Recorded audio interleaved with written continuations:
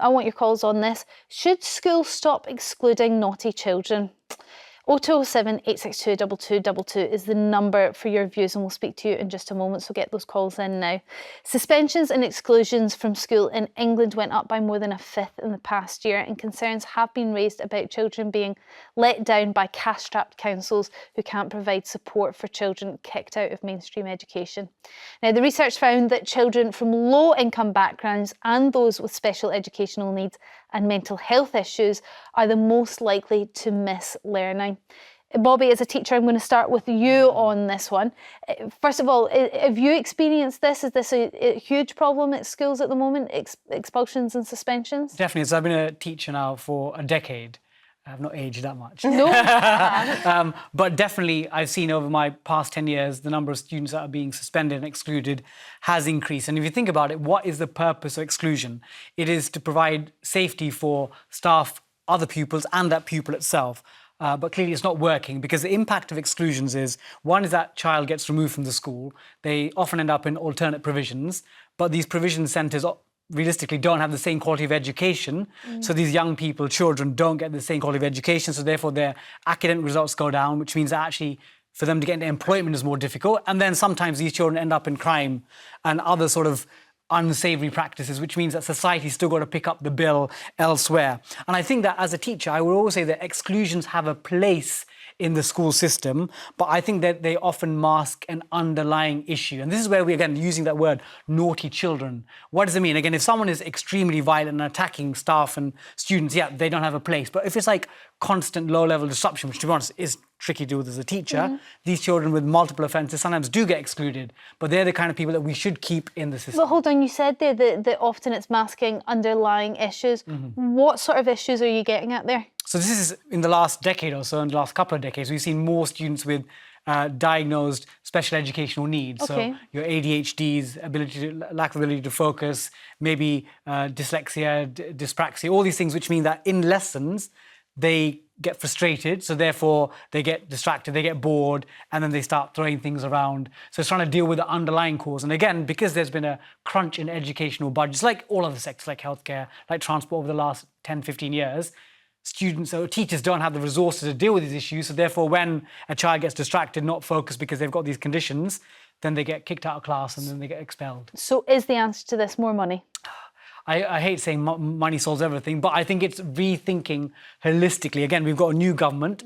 Again, we've seen with Ofsted, they've removed the one-word rating. So I think there's a great opportunity now for the government to look at the education system as a whole, not just piecemeal. Because again, if you just deal with things one by one, you're not going to tackle the whole issue. I think it's trying to look at education holistically and say, how can we solve it? And I think one thing is spending more effort and time and more strategically placed efforts on people with these special educational needs. Belinda, you're a mum of a whole football team, actually. Spice Girls, I like to call them. 4 or 5? Netball team. Four. Yes. A mother of 4. Yeah. So have you ever experienced, I'm presuming not with your girls, but have you ever experienced your children being in class with other people that are perhaps quite disruptive?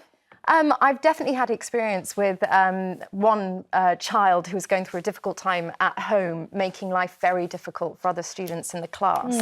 The problem I have with the "we need more money" argument is I don't think it costs money for schools to be very, very firm on discipline from day one. From the very first day a child goes to the school, these are the strict rules. You disobey, you come in the wrong uniform, you come with messy hair, you set the tone on day one. And I worry schools have become a little bit softer. I worry parenting has become a little bit softer, and children are much harder to discipline or to sit down and focus. I think children should be excluded because I think it's deeply unfair on the other children in the class to have their lessons constantly disrupted and to lag behind in their learning because of the behaviour of one child. But I agree with you in as much as I don't think the child should just go and sit at home or sit in a classroom. I think they should go off to a military-style boot camp and get or a plumbing, electrician, camp of to sorts. do something a bit more to physical. do something physical, because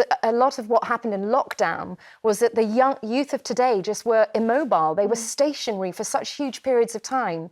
And that, I think, has affected mental health. I think it's a way to get children out of the classroom but not falling behind. And you don't have to get A-levels and university degrees to get a good trade job. is an incredible thing to get. Exactly. And actually, people really struggle to get even a foot in on those kind of trades. I will get to the calls because I know we've got lots waiting, so please do be patient. But I just wanted to go back to Bobby about the rules thing. I mean, Belinda thinks that we're not strict enough in schools. Do you think that is a fair reason? That's why children are misbehaving, because our schools aren't quite as authoritative as perhaps they have been in the past? So every school I've worked at, they always have a very clear system, like one warning, second warning. So it's not like a punishment's arbitrary. But I would say it stems from the home situation often. So I can pretty much tell when a child turns up on their first day of school, if I meet mum or dad, you can probably tell if that child's going to be reasonably well behaved or not. Because if mum or dad, they are confrontational, always questioning everything about the school, the likelihood is that child probably also is less likely, confrontation, less likely to follow rules. Yeah. And I think that probably gives us, sadly, a wider picture of actually in this country, I think the standard of parenting has gone down. And I always think when parents want to adopt children, we set so many high standards and barriers. They've got to be competent and they've got to be financially solvent and they've got to have values and morals. And yet, if people want to have children, we allow them. I'm not saying we should have like tests, but I'm saying... So interesting. Listen, I remember walking out the hospital with my son thinking someone's going to stop me at the door because I've definitely not done training for this. Nobody has given me any form of coaching.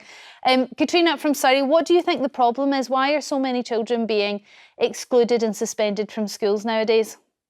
Personally, I think it's because their needs aren't being met. I honestly feel like there's no such thing as a naughty child. I think there's so many factors as to why they might be feeling, on edge or upset or angry. They have all these big feelings that they don't know how to deal with. So I feel like if we could meet their needs, we would know why they're misbehaving. Because I think naughty is just such a hard word. It's really harsh and it's not necessarily fair. And I just feel like if a school was able to take a little bit of extra time to understand why the child's feeling the way they're feeling, whether, they might be like haven't even had breakfast that day. Trina, and it's an incredibly empathetic view, the one that you have taken.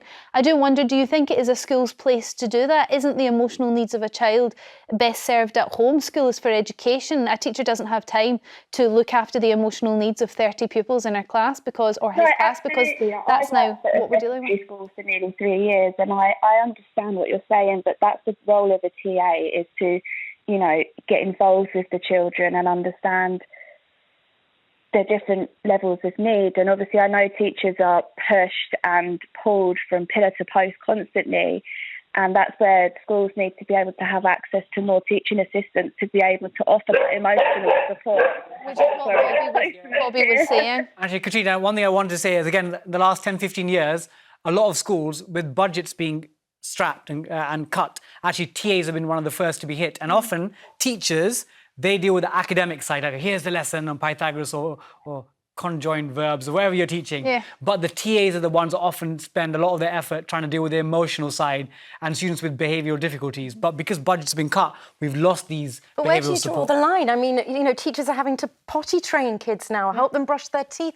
Where do you draw the line? It's hard enough being a teacher as it is. I mean, my mum's a teacher, my Auntie Dee, my sister, I grew up in a very much teaching environment. And it's really hard work, and you want to be the best teacher you can, not a substitute parent, not a psychologist, or it's very important, I think, that right now we focus on school being for education and making sure we can make changes in schools. I mean, nowadays children speak so disrespectfully to their teachers and get away with it, and they call them by their first name.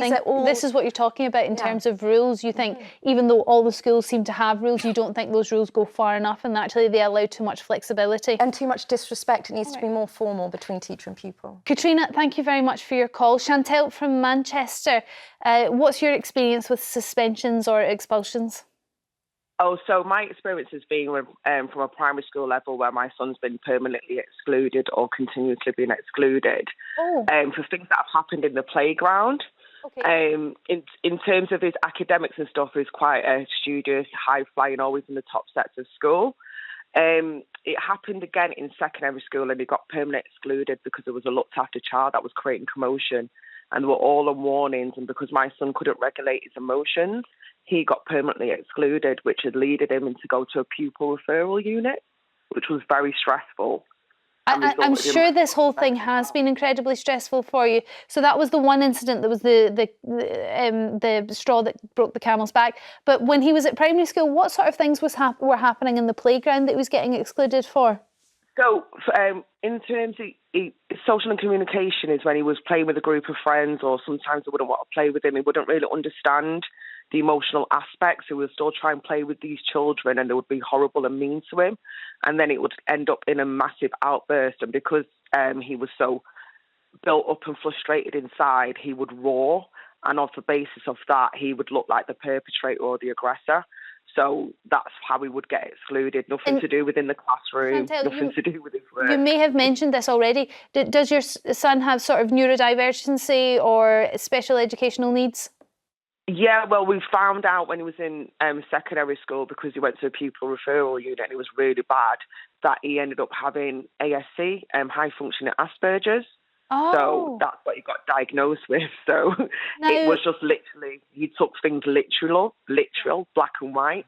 So in terms of social and communication in the playground, they were the things that was faulting him and failing him at the time. Chantel, that must be incredibly frustrating as a mother, because for you, had the school known about this and identified it earlier, then all those issues in the playground could have been sorted out with different boundaries being put in place. Maybe the children being informed of the situation might have made things a little bit easier. Yeah, definitely. And it's gotten to the point now that I'm an advocate for other parents that are going through the struggle, because I know it's really hard. And sometimes the school is overstretched, and there is some really good schools, and teachers are seriously overstretched, and they do a good job. But I understand that sometimes with the children of 28, 30 children, they haven't got time to have that one away. And when TAs are in, they're actually split between other children in a classroom, so don't have that one-to-one. My child never needed that one-to-one. He just needed some social and communication development in the playground. Chantel, listen, I'm so glad that you finally got to the bottom of what the issue is, and hopefully the only way is up now for your son, and he can work with ways on how to cope with the issues that he has. But thank you very much for your call and for working with other parents. I'm sure they'll be really happy to have your support. We're going to have to take a moment here to pause, but we will be taking more of your calls on this after the break, as we've got a few people lined up to speak to us already. So stay waiting on the phone. We will get to you. 0207 862 2222 is the number. Now more of your calls on the research that has found that exclusions and suspensions in England have risen by a fifth. Is it okay to exclude, we're going to say naughty children, but there's questions over the word naughty. Clive from West Sussex, you're up first in this part. What do you think about excluding children? Do you think it is a fair result for bad behaviour? Well, I don't think they should be excluded by and large. One, I suppose you would say it's the responsibility of the parents on how they're bringing up their children, and perhaps learning respect for teachers. But also perhaps the range of disciplinary messages that are available to teachers in school as well. What, so bring back the cane? Oh, no. Well, definitely not. Okay, well, but, what are we talking here, Clive? What are you thinking? Perhaps maybe more detentions, or maybe doing some perhaps social work or something like that. A few press-ups, perhaps, a few laps around the track, get some good out of the punishment and get them to run off some of the hot energy and come back to class, a little bit exhausted and more focused. But I agree with you. I think there needs to be tougher consequences in school that don't cost money, that aren't, harming the child. But that's why I think they should get more strict with. But what if you have, I'm just harking back to Chantel's call, because it was a very interesting one. There you have a child who has been excluded several times because of sort of social issues in the playground, but achieving very highly academically in school, clearly has a very supportive parent who's doing her absolute best and now actually helping other parents. So I'm not sure you can criticise the parenting there. And if you were to give that child press-ups or make him run around the school, is he going to understand why he's being asked to do this? Is that actually going to help him? Well, I don't know enough about his condition, but what I would say is he's not disrupting the class, which is the biggest problem and really impacts other children. It doesn't sound like it's a safeguarding issue. He wasn't being violent towards other children in the playground, which I think is also a good reason to exclude a child. So I don't know why the school came to that answer. I think when you are excluded, you have to put that child to some good use and not just let them sit at home or sit in a classroom. That's my point. I think so you would only exclude on the two areas of violence and disruption in class? Yes. Okay.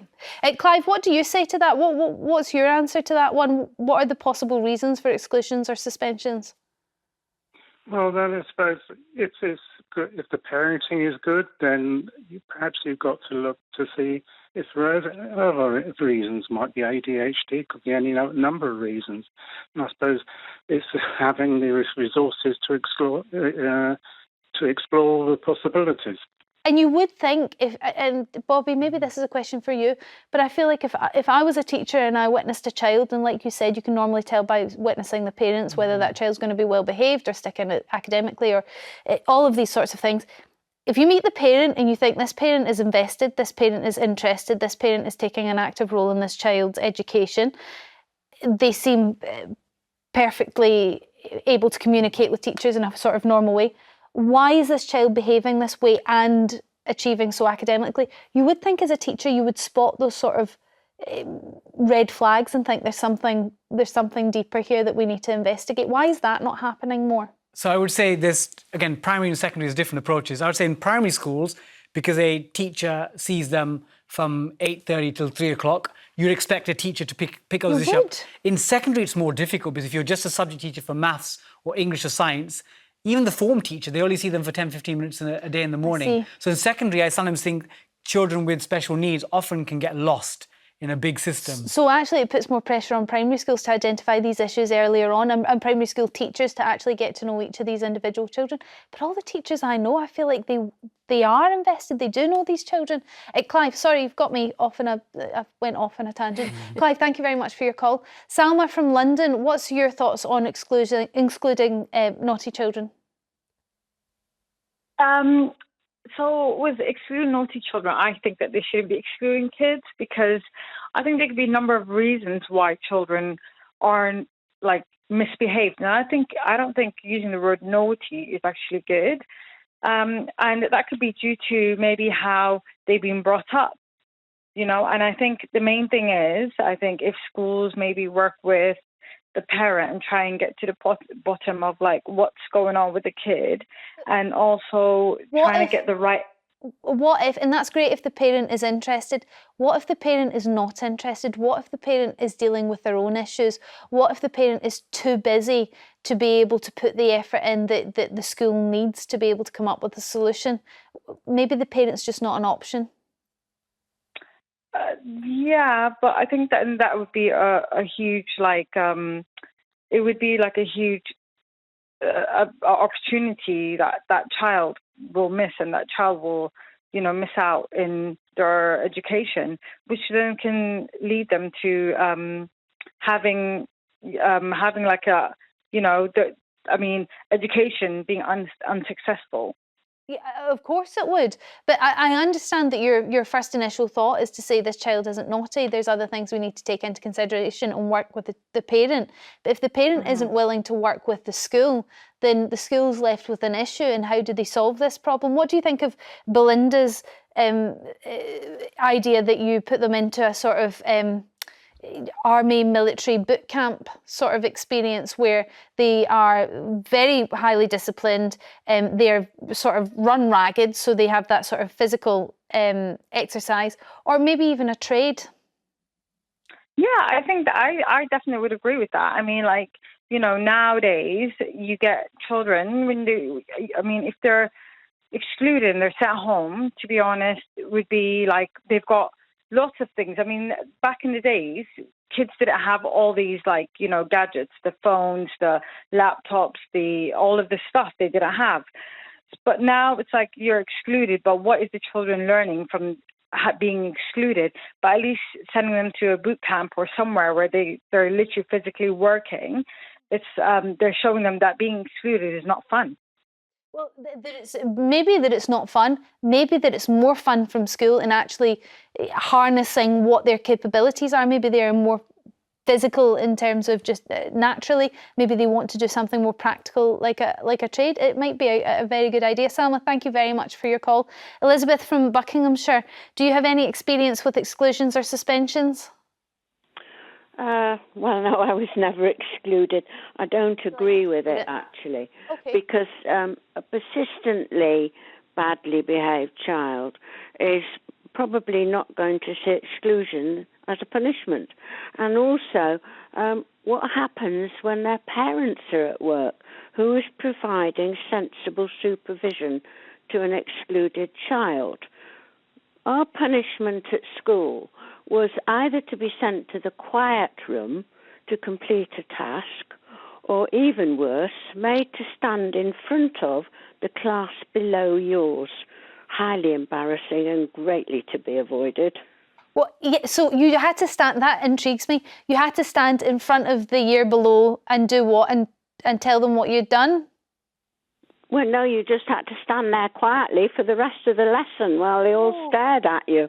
I've even seen that in my primary school. When I was in school. Really? It happened to me once because of misunderstanding. Because of a misunderstanding. Sure it was, Bobby. And Elizabeth, that's fascinating. I've actually never heard of that as a punishment, but obviously it's potentially still happening. Thank you so much for your call.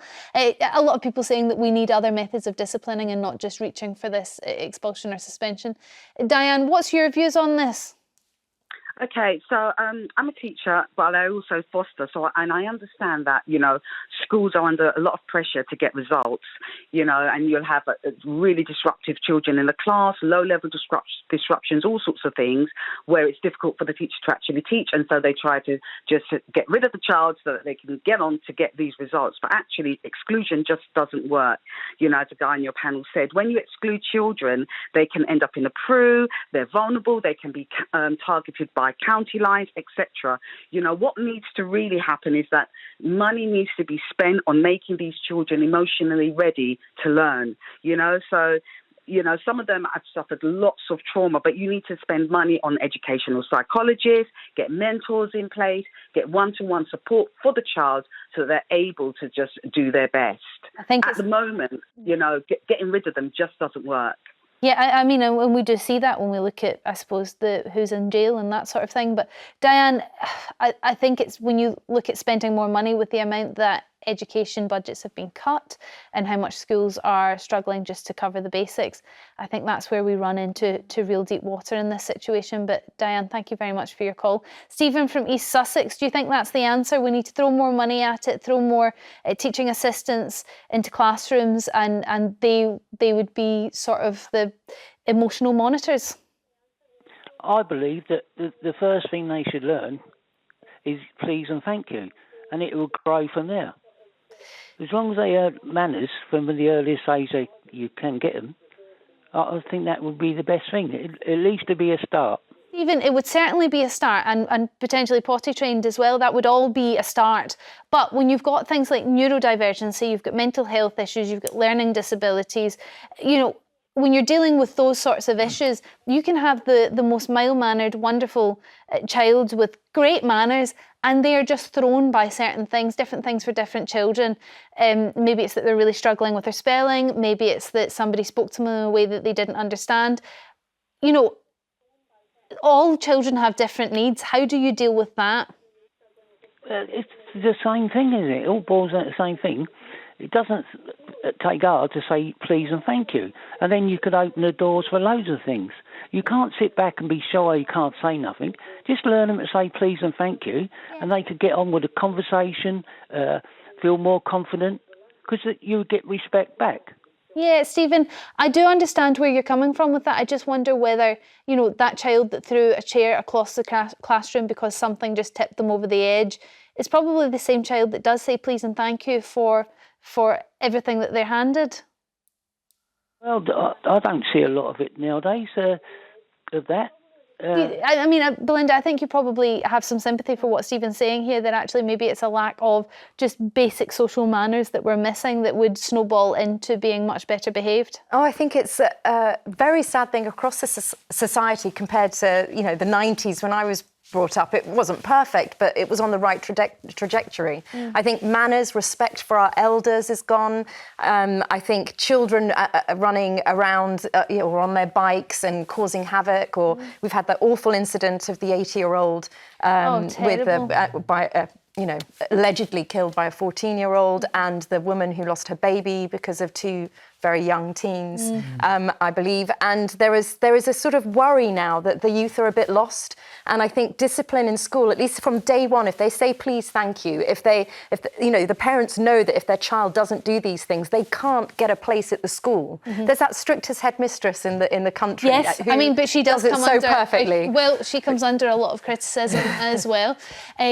Anyway, we're going to have to draw this to a close. It was a fascinating conversation. Huge thank you to Bobby and Belinda for joining me for today. Thank you for all your calls. Vanessa Feltz will be sitting in for Jeremy from 9:15 tomorrow morning, and Alexis Conran will be keeping this seat warm too. So until then, have a lovely afternoon, and I'll see you next week.